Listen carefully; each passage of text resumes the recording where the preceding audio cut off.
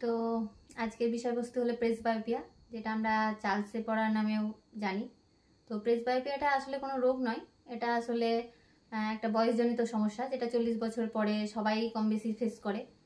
তো 40 বছর পরে আমাদের কাছের জিনিস দেখার যে ক্ষমতা বা এবিলিটি যেটা কমে যায় আমাদের, সেটাই হচ্ছে আসলে প্রেসবায়োপিয়া। তো এই প্রেসবায়োপিয়াতে কি কি সমস্যা হয়, কেন হয়, আর এর সমাধান কি, এইগুলো নিয়ে আজকে আলোচনা করছি। তো প্রেসবায়োপিয়াটা আসলে প্রেসবায়োপিয়াটা হওয়ার পিছনে দুটো ফ্যাক্টর কাজ করে, ঠিক আছে। তার মধ্যে হচ্ছে প্রথমত আমাদের যে বয়স বাড়ার সাথে সাথে লেন্সের যে আমাদের ম্যাটেরিয়াল আছে, ওটা আস্তে আস্তে মানে শক্ত হয়ে যায়, ঠিক আছে। লেন্স ম্যাটেরিয়াল শক্ত হওয়ার জন্য ওর ইলাস্টিসিটিটাও কমে যায়, যার জন্য ও কাছে জিনিসটা ঠিকঠাকভাবে ফোকাস করতে পারে না। আর একটা হচ্ছে যে মানে সিলিয়ারি মাসেল আছে, যে আমাদের মানে যেটা লেন্সকে ফোকাস করতে সাহায্য করে, সেই সিলিয়ারি মাসেলটা আমাদের বয়স বাড়ার সাথে সাথে অনেক দুর্বল হয়ে যায়। তো দুর্বল হয়ে যাওয়ার জন্য সেই মানে লেন্সকে ইচ্ছে মতো যে ফোকাসের জন্য যে মানে চেঞ্জেসগুলো যে লেন্থে, সেই চেঞ্জেসগুলো করতে পারে না। তো এই দুটো কারণে মানে আমাদের মেনলি প্রেসবায়োপিয়াটা হয়ে থাকে। প্রেসবায়োপিয়া হলে আমাদের কি কি সমস্যার সম্মুখীন হতে হবে?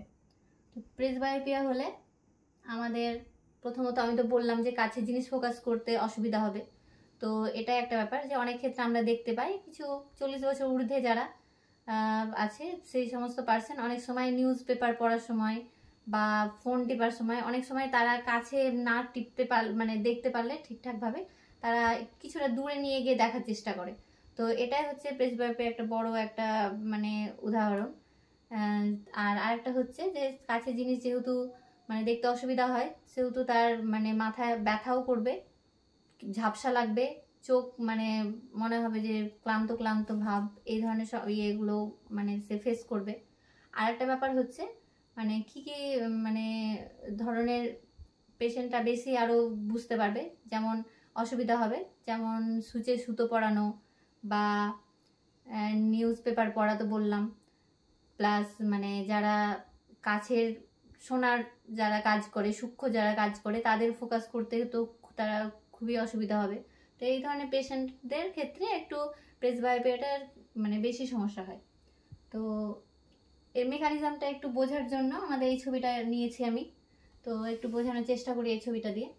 যেমন এই যে প্রথম যে এটা আছে ছবিটাতে, এই যে এন্ড পয়েন্ট মানে হচ্ছে এটা নেয়ার যে অবজেক্ট, মানে কাছের যে অবজেক্ট থেকে যে লাইট রেজগুলো স্বাভাবিকভাবে এই নর্মাল আইয়ের ক্ষেত্রে কি হয়, কর্নিয়া লেন্স হয়ে আমাদের রেটিনাস ফোকাস করে, ঠিক আছে।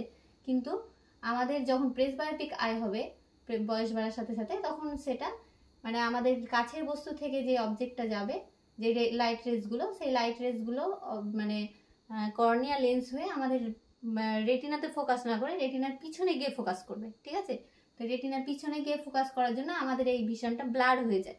তো ওর জন্য আমরা এই যে এই ছবিটা আছে, এটা হচ্ছে রেটিনার মানে এর প্রেসবায়োপিয়া কারেকশনের পরে এই ছবিটা, ঠিক আছে। তো কারেকশনটা আমাদের মেনলি কনভেক্স লেন্স দিয়ে করা হয়। তো এই যে এই সামনে একটা কনভেক্স লেন্স দিয়ে দিলে আমাদের যে পিছনের যে রেটিনার পিছনে যে ফোকাসটা হচ্ছে, সেটা সামনে নিয়ে এসে মানে এক্সাক্ট রেটিনার উপর করা হয়। তো যার জন্য আমাদের এই কাছের বস্তুটি খুব সহজে ক্লিয়ারলি দেখা যায়। তো আমাদের কারেকশনের মূল লক্ষ্য এটাই থাকে। এবার কারেকশনটা আমরা কি কি দিয়ে করব? কারেকশনটা আমরা প্রেসবায়োপিয়ার মানে খুব কমন একটা কারেকশন হচ্ছে আমাদের চশমা পড়তে হবে। তো চশমাটা আমাদের যে পাওয়ারটা দেওয়া হয়, সেই পাওয়ারটা হচ্ছে এজ রিলেটেড দেওয়া হয়, মানে এজের ওপর নির্ভর করে দেওয়া হয়, যে আমাদের কতটা এজ প্লাস কি কাজ করছি আমরা তার উপর।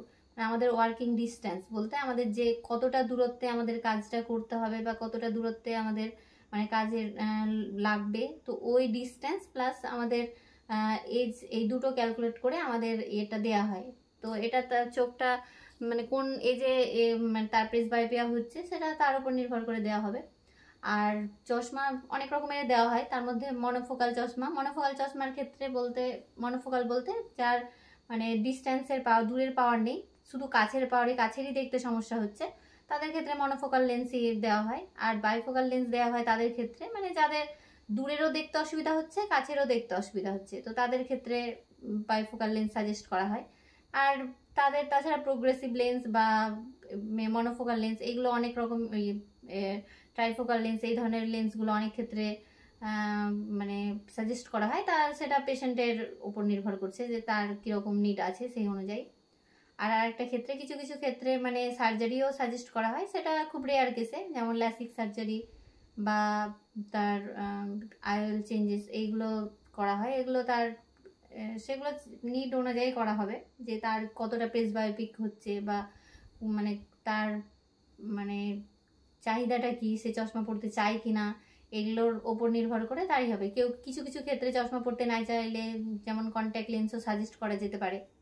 তো এই ধরনের সমস্যাগুলো মানে মেনলি খুব সহজে যদি খুব কমন একটা সাজেশন দেওয়া হয় তাহলে চশমা ব্যবহার করাটাই সবচেয়ে সেফ একটা মানে সলিউশন বলা যেতে পারে।